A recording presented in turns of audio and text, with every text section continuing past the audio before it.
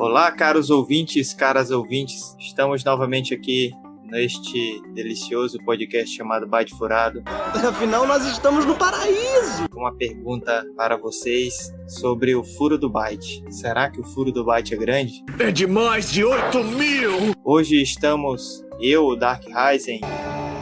You have served your purpose well, my apprentice.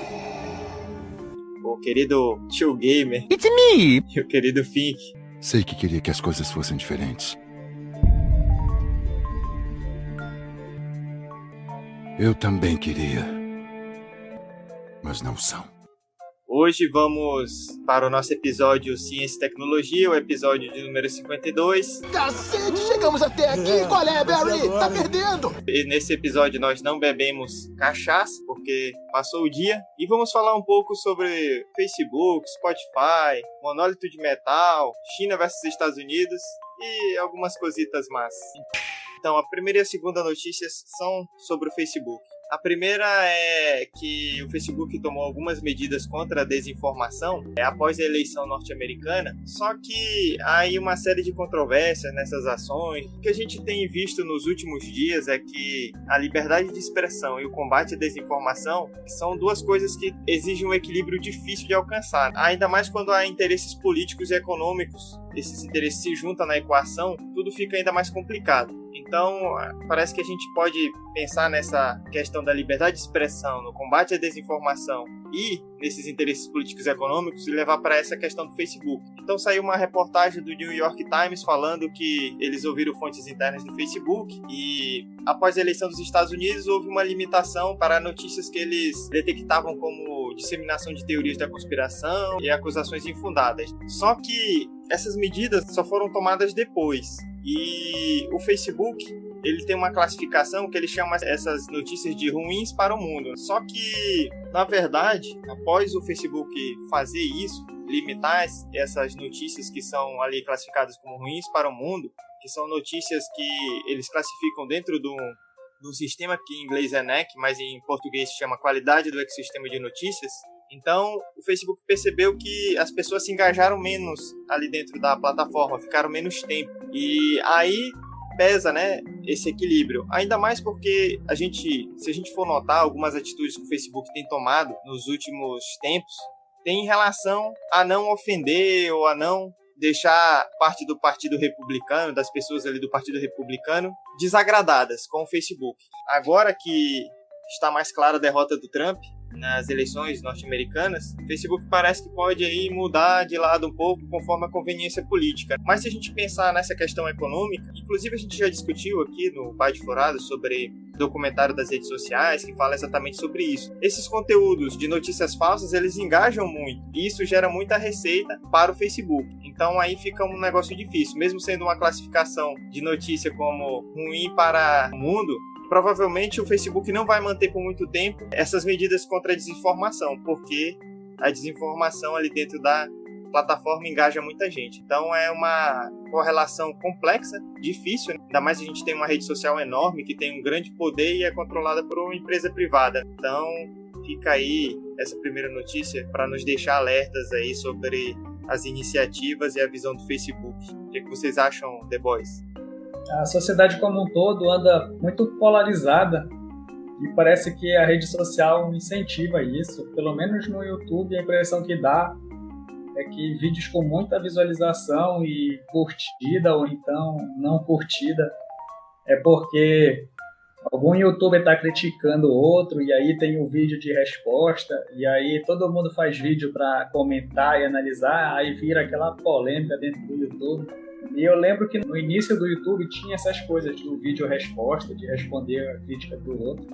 Acho que para a gente ver uma mudança significativa precisaria da gente ter uma espécie de acesso ao logaritmo, né, do Facebook e do YouTube também, para saber como que ele faz essa dinâmica aí de reforçar vídeos que não são fake news ou então não polarizar tanto, para saber se o logaritmo está em que nível aí de seleção desses vídeos.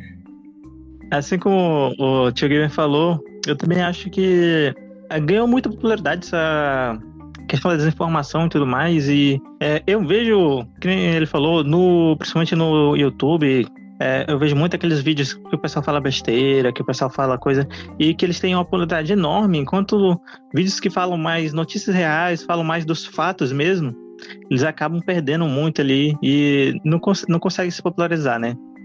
Então, eu acho que é algo legal isso que o Facebook fez, mas ele tá tirando, eu acho que até porque, que nem tá dizendo notícia lá, eles perdendo, não tem tanta visibilidade, né? As pessoas não olham tanto essas notícias, as pessoas estão querendo olhar outras coisas. Eu acho que muitas vezes a gente fica quer distanciar um pouco da realidade, né? Muitas pessoas eu acho que vão para essas redes sociais, vão para tudo isso para se distanciar dessa realidade e eles acabam preferindo acreditar em fatos que não são reais, mas são mais fantasiosos, mais ao gosto deles mesmo do que os fatos reais, né? É verdade, tem algumas iniciativas, principalmente na Europa, que estão tentando enfrentar essas grandes empresas de tecnologia aí. Eu acho que essa é uma das coisas que a gente vai precisar discutir bastante. Na segunda notícia, eu falo justamente sobre a criptomoeda, né, que o Facebook já falou há algum tempo que ia lançar, a tal da Libra.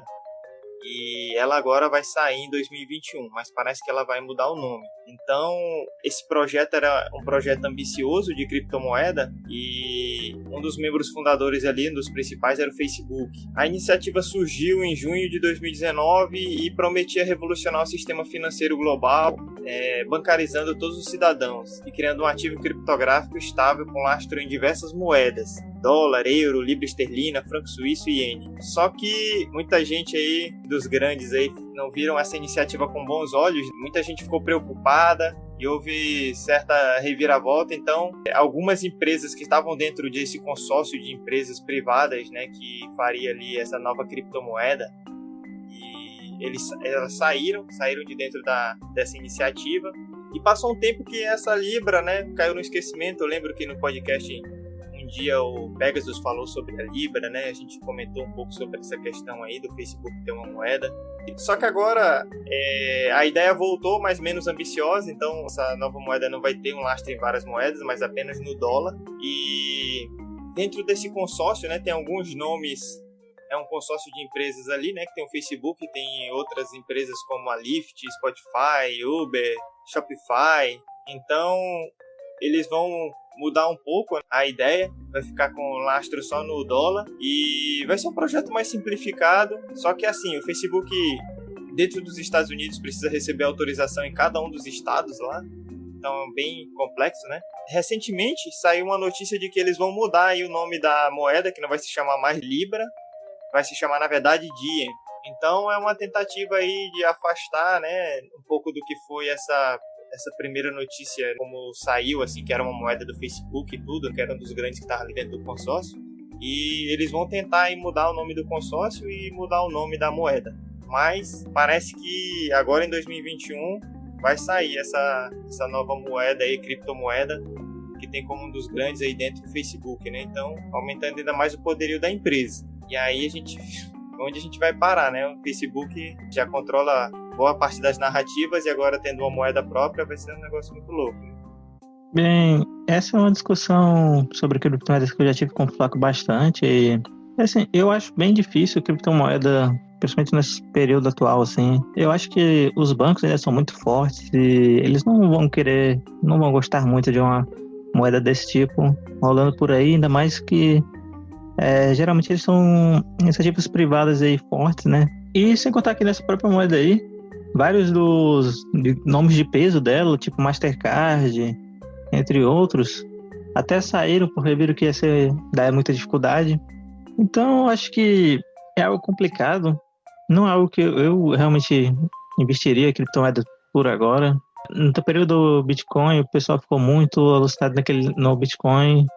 E não é algo que hoje em dia a gente vai falar tanto, né? Então, eu acho que uma coisa que eu tenho achado muito doideira são essas carteiras virtuais, né? Que agora tem carteira virtual pra caralho, virou um tipo de moda, né? Tava olhando na Play Store esses dias, aí fui lá ver no PicPay, aí tava entre os outros parecidos, aí tinha vários, assim. E ainda tem até o Google Pay também, que é bem parecido. e aí tem o Vivo, não sei o que, ainda assim são vários. E aí, de certo modo, isso já tá tornando meio que o dinheiro virtual. Então, assim, por muito tempo, eu acho que a gente terá mais essa questão do dinheiro virtual mesmo, mas eu não sei se será realmente uma criptomoeda. Porque aí teria que ser uma colaboração maior, acho que entre todas as nações, né? Para realmente fazer uma criptomoeda mundial. Mas eu acho que esse jeito de carteiras virtuais e fazendo esses pagamentos ao vivo mesmo, né? Muitas vezes você chega, o cara tem uma maquininha, ou então no próprio celular mesmo você paga na loja, ou no lanchonete, em qualquer lugar, ou paga o Uber, né? Que você paga pelo celular e ele já tudo mais. Então você vai tirando essa questão do dinheiro físico, né? Cada vez mais, e não necessariamente indo para uma criptomoeda, né? Continuando no mesmo dinheiro que a gente já tá. As criptomoedas dependem muito da confiança dos usuários, né? Primeiro, se o Facebook estava envolvido, já quebrou um pouco da confiança. E mesmo assim, se ainda é um conjunto de empresas, eu fico pensando que quem cria criptomoeda já guarda algumas para lucrar em cima da criação, né? E aí, se o Facebook talvez criar algum aplicativo de transição financeira aí já vai essa criptomoeda no meio envolvida para ter alguma facilidade de usar ela. Só se for assim, né, para a gente usar. Já tá uma coisa prática, aí entra a criptomoeda. Mas se for para eu buscar essa criptomoeda aí, fico muito desconfiado de ser um truque aí para juntar pessoas e no fim das contas já tem um fundo dentro das empresas lá com essa moeda que eles criaram. É isso aí, caros ouvintes, caras ouvintes. Fica a nossa recomendação já uma recomendação que deixamos em episódios anteriores, que é o dilema das redes sociais, aí um pouco do que a gente passa cotidianamente entrando nessas redes sociais. E aí o poder do Facebook, além de controlar nossas notícias ali, nos colocar em bolhas, decidir o que a gente vai ver ali dentro da rede social, também agora pode, né, chegar nesse nível aí de uma criptomoeda. A nossa próxima notícia não tem mais a ver com o Facebook, graças a Deus, passou, tchau Facebook. É sobre senhas roubadas de 350 mil contas do Spotify que estavam num arquivo na nuvem sem senha. What the fuck? Então, essa história é engraçada até porque quando a gente pensa em hacker, né, a gente pensa em uns caras ou as mulheres que têm um conhecimento grande, né, claro, ali das tecnologias, e que eles e elas, né, hackeiam e eles têm realmente uma proteção grande, né? E aí, os pesquisadores da VPN Mentor estavam fazendo pesquisas aí, buscando vazamentos de senha, e encontraram um banco de dados sem senha nenhuma, protegendo esse banco de dados com uma compilação de senhas, né, do Spotify. Então, esses pesquisadores aí da VPN Mentor dizem que as senhas foram compiladas por meio de uma técnica conhecida como credential stuffing. Então, essas hackers pegam senhas que foram vazadas de outros aplicativos de outros lugares e começam a testar em algum outro aplicativo. Nesse caso aí, foi no Spotify, então tinha uma porrada de senhas ali, 350 mil contas do Spotify. Inclusive, cara ouvinte, se você tem aí Spotify e não trocou de senha recentemente, até é recomendado trocar. E o mais incrível é que eles acharam aí esse pacote de senhas que foram roubadas, mas elas não tinham nenhuma criptografia, não tinham nenhuma proteção, então eles acharam ali, estava disponível, né? Outras hackers podem ter pegado também essa senha, sem ser o grupo principal que fez isso. Mas é um negócio muito doido. Assim, esses pesquisadores tentaram buscar o IP, né? Obter os IP de quem teria deixado essas senhas ali, mas pelo menos para isso eles não conseguiram, né? Os hackers aí, as hackers devem ter usado algum servidor proxy, alguma coisa. Eles não conseguiram ser identificados, mas deixaram ali uma porrada de senha, tudo descoberto, sem senha nenhuma. Então, não se protegeram muito bem e perderam aí esses arquivos. Então até a gente já falou outro dia aqui sobre questão de senha, né, de trocar de senha, de usar um aplicativo que tem uma senha mestra, né, para entrar nele, que guarda todas as outras senhas. Inclusive tem alguns aplicativos que ele sugere senhas difíceis, né, e salva ali. O chato é se você perder a senha mestre, né, que aí você não consegue entrar no aplicativo. Mas sempre dá para recuperar essas senhas, isso a gente já falou em outro episódio. Mas é curioso, hackers aí furtaram as senhas aí, pegaram as senhas e deixaram elas sem criptografia, sem nada aí soltas na internet. Muito. Eu acho que eles estavam muito convencidos. Você não é tão bom assim, é um fracassado. Não sei, que não seriam pegos. O que vocês acham aí, The Boys?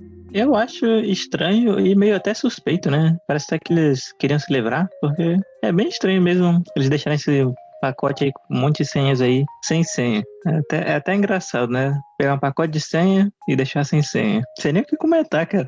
É tipo, doideira pra caralho, cara, fazer isso. Devem ter tido todo um trabalho aí para conseguir essas senhas, aí 350 mil contas do Spotify, então não deve ter sido fácil, né? Deixaram ali o arquivo descoberto ali, acessível para qualquer um que quisesse ver. Acho que foi um vacilo grande aí, não dá para entender mesmo, né? Dá vontade de rir.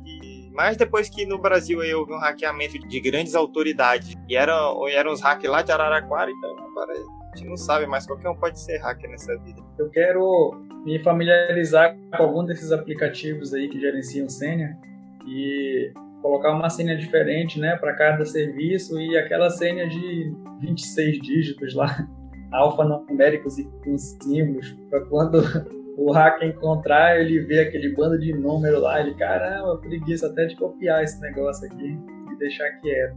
Difícil, hacker não tem preguiça não, mas eu recomendo aí o Avira Password Manager, é o que eu tenho usado no meu computador. A gente usa como extensão nos navegadores, aí no seu navegador favorito. Então, a Avira Password Manager. A gente faz uma senha mestra, né? O ruim é se perder essa senha, porque perdendo aí você não vai conseguir mais acessar o seu conjunto de senhas, e aí vai ter que... Você recupera a sua conta, mas você perde as senhas que estavam salvas ali.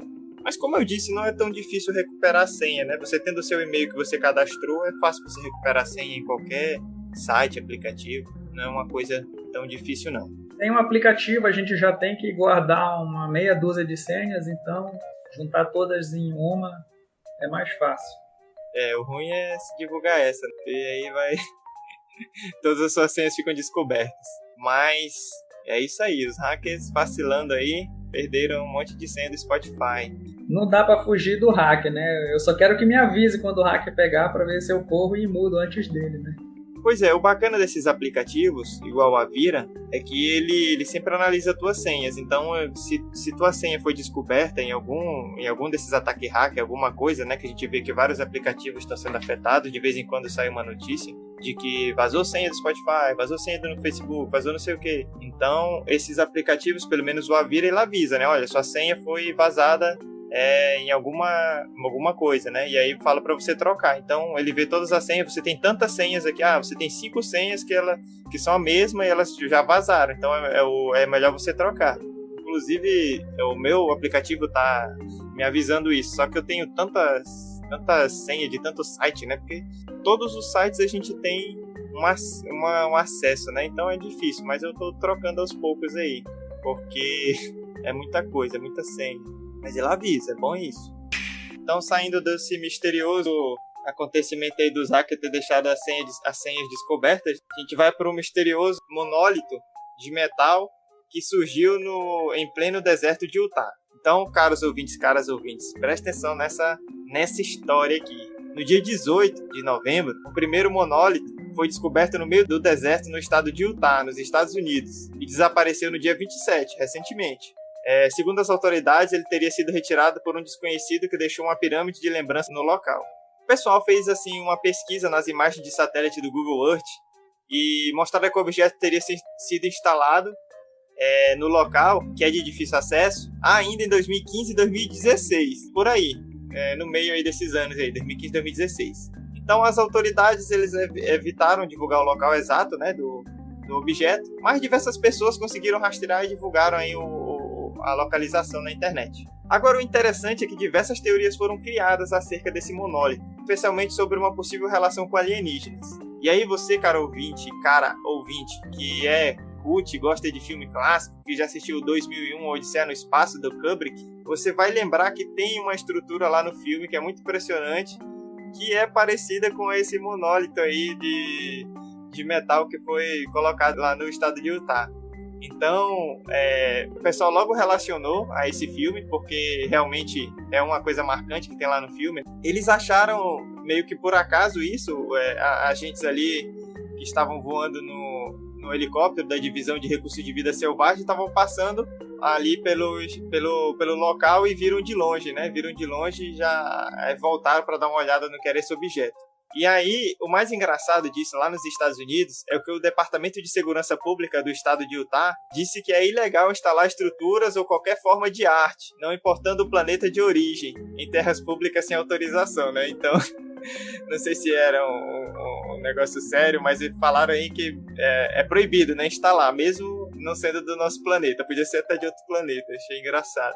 Só que o mais louco é que esse negócio sumiu dia 27 e depois saiu uma notícia que esse objeto triangular, aí não sabe se é o mesmo, se é outro, apareceu, e aí deve ter sido outro, porque apareceu no dia 26 de novembro, só que em outro lugar totalmente diferente, na cidade de Piatra Neamț, no norte da Romênia. Então o objeto estava lá nos Estados Unidos, sumiu no dia 27, e um dia antes, dia 26, apareceu um objeto idêntico, parecido, lá na Romênia. Então, um negócio muito louco. Assim, as últimas notícias que saíram agora, dia 30, é que o objeto já tinha sumido de lá da Romênia também. Então, lá nos Estados Unidos durou mais tempo, né? Que acredita-se que entre ali no meio de 2015 e 2016 ele tenha sido colocado lá e sumiu agora, dia 27. Mas na Romênia ele apareceu dia 26 e já sumiu agora dia 30, né? Então tá a maior treta aí com esse negócio. Algumas teorias dizem que são alienígenas, já outras teorias estão dizendo aí que é algum artista aí que quer, né, demonstrar arte e tal. Inclusive tem um agente do artista John McCracken, que é famoso por criar esculturas de pirâmides, cubos e placas brilhantes, que confirmou que a peça pode ter sido feita pelo escultor, né? Então ele fala assim, abre aspas, acredito que isso é definitivamente feito por John. Então ele acredita, né? Então ele acha que é feito sim por esse artista aí, mas até agora a gente não tem confirmação nenhuma e só tem o negócio sumindo, aparecendo, é uma coisa muito louca. Os aliens são zoeiros, pô, estão sacaneando a gente aí, fazendo um negócio aparecer, desaparecer.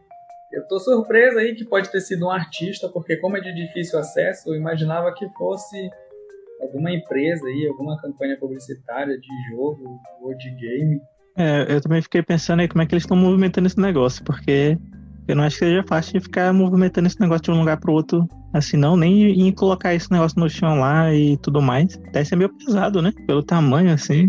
Uma coisa interessante e até engraçada, Raizen, que eu vi, é que nessa mesma notícia, logo mais embaixo tem uma notícia relacionada, né? Que é sobre o sumiço do pênis de madeira, localizado em Gruten, na Alemanha. Eu vi isso aí, eu abri até. Não sumiu não, pô, deve estar em algum cu por aí. Caralho, o maluco é brabo. Porra! Eu fui pensando uma coisa, mas aí o mais doido foi nesse fim de semana, ele sumiu, né? Um período parecido aí com o do Monólito, né? Dia 30, né? Provavelmente. E o pior é que as pessoas nem sabem lá, a polícia, se é crime ou não, porque ninguém sabia de quem era a porra do pau. Algumas pessoas acreditam que foi algum tipo de brincadeira que o pessoal fez com algum amigo e acabou levando esse pau de madeira pra lá. Muita loucura. Segura o pau, amarra o pau, segura o pau, pau. Tá difícil. É só não alivia nem pro pau. Vai ver, eles viram essa notícia do monólito e decidiram, bora fazer a mesma coisa aqui. Se aparecer em outro lugar esse pau, a gente já sabe. Eu acho que os alienígenas deixaram o monólito e levaram o pau. Troca cultural. Então essa é nosso mistério aí. Mais notícias o Byte Furado vai trazer aqui sobre esse monólito de metal misterioso que aparece, some no meio do deserto, some na Romênia. Então, bora ver o que vai acontecer. Esperamos que seja realmente os alienígenas e que eles nos levem todos para longe desse planeta. Nem fodendo! Epa, brincadeira. Esperamos que seja o artista aí, né? Então, a nossa próxima notícia de hoje é sobre a China. Parece que a gente gosta da China aqui. Então, a China ultrapassou os Estados Unidos em patente de inteligência artificial. Então, saiu uma notícia agora recente que a China conseguiu ultrapassar os Estados Unidos aí na patente de inteligência artificial. Ainda os USA, né, os USA, eles ainda são os principais aí na questão da inteligência artificial, na computação quântica, né, ainda lideram o mundo. Só que a China vem muito forte. E aí o governo americano anunciou recentemente uma liberação de 1 bilhão de financiamento, né, para dar mais andamento nesse setor. Só que, por enquanto, né, a China está passando pelo menos nas patentes de inteligência artificial, né. Sabe que lá na China eles têm uma certa fixação com a questão da tecnologia de segurança. Então, muito da inteligência artificial que a China tem utilizada para essa questão de monitoramento, de segurança. Mas, assim, é um dado... A gente vê que a China já está ultrapassando os Estados Unidos em várias coisas, né? Como o 5G. E a China acha que ela vai ser líder mundial em inteligência artificial até 2030. Essa aí é a perspectiva dos chineses, das chinesas lá, que eles acreditam que vão ultrapassar aí todo mundo, os Estados Unidos, até 2030 eles vão ser os líderes aí na inteligência artificial, e eu não duvido mesmo não. Mas a gente sabe, né, que tá rolando essa guerra comercial, tecnológica entre Beijing e Washington, né, entre a China e os Estados Unidos aí. Então a gente não sabe que fim vai dar isso, né, a gente não sabe o que pode acontecer. O Trump tá saindo agora, mas quem sabe se vai entrar outro maluco até 2030 aí, vai querer uma guerra ou alguma coisa do tipo. Então, nunca se sabe, mas por enquanto parece que a China aí vai ultrapassar mesmo os Estados Unidos, né? Porque o crescimento da China é muito grande, né? Muito forte mesmo. Mas é isso. Então a China já passando aí no número de patentes. Quem sabe aí até 2030 os chineses acreditam que vão ser o número 1 em inteligência artificial. Pena que o nosso companheiro Pegasus não tá aqui para comentar inteligência artificial, mas essa é a notícia aí derradeira do episódio de hoje.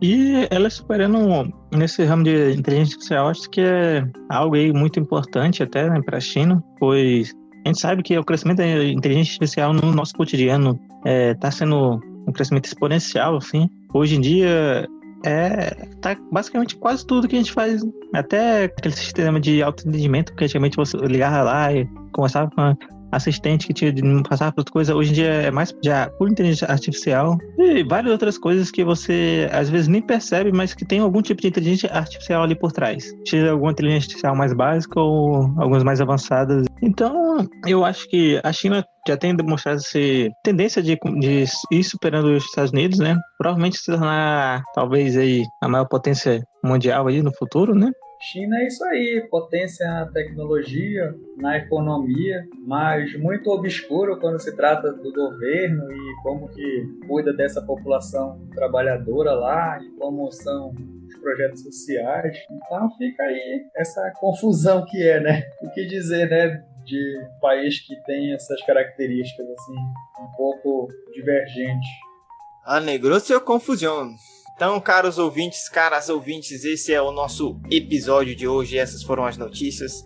Agora vamos trazer para vocês as recomendações. Antes das recomendações, quero dizer algo que esqueci de dizer no começo. Não esqueçam de nos seguir nas redes sociais. Estamos no Facebook, no Instagram, no Twitter e temos também o canal do YouTube. Nós temos um site também, byteforado.blogspot.com, e as nossas recomendações de hoje começam comigo, Dark Rising. Eu trago para vocês um curta que saiu recentemente na Netflix, chamado Se Algo Acontecer, Te Amo, é de 2020.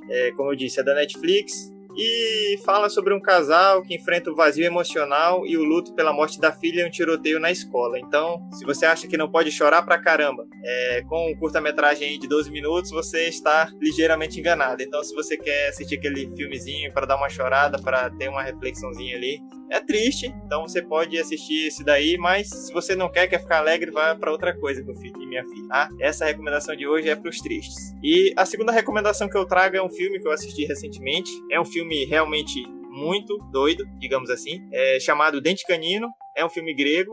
O nome original é Quinodontas. Ele é um filme de 2009. Tem uma nota do IMDb de 7.3, uma nota boa. E basicamente fala sobre pai, mãe e 3 filhos que vivem nos arredores de uma cidade, numa casa isolada. E essa casa ela tem umas altas cercas e os filhos eles nunca podem sair dali. Então esses filhos eles são educados da maneira ali que os pais deles acham que é correto. E eles não recebem nenhuma interferência do mundo externo. Então eles só recebem interferência ali dos pais deles. Tudo que é verdade, que é mentira sobre a vida, é os pais dele que contam ali. Então é um filme diferente. É um filme que o diretor, ele não vai revelando as coisas, ele vai te jogando coisas e você vai ficando querendo entender o que é aquilo, mas ele não te explica, então você só vai conseguir entender mais lá na frente. E é isso aí, é um filme bacana para tirar uma reflexão sobre como o meio externo, né, ele atua sobre a gente, né, e como os nossos pais podem mudar a nossa visão do mundo. Então não é um filme fácil de assistir também, porque ele é um pouco chato, assim, meio difícil de entender, mas para quem gosta de filme mais cult, filme para ter uma reflexão maior, fica aí a dica. Se você não gosta de filme mais chato, não gosta de reflexão, gosta só de ação e aventura, essas coisas, então não assista. Mas se você gosta, é uma boa indicação, dá pra tirar algumas reflexões e é realmente um filme bem interessante que a gente não vê todo dia por aí. Esse do Dente Canino lembra um pouco do Capitão Fantástico aí, né? Capitão Fantástico tem uma certa semelhança, mas assim, Capitão Fantástico é bem mais divertido, né? Menos chato, mais interessante. Capitão Fantástico é um filme que provavelmente a maioria vai gostar, diferente do Dente Canino, que é mais osso duro de roer. Então é isso, caros ouvintes, caras ouvintes. Esse foi o nosso episódio sobre ciência e tecnologia, o episódio número 52 do Bate Furado. No 51 nós bebemos pra caramba, mas no 52 não, só na aguinha. Espero que vocês, ouvintes, estejam bem, estejam com saúde, que os seus familiares estejam bem com saúde também. Wakanda Forever. Falou! Bye, bye.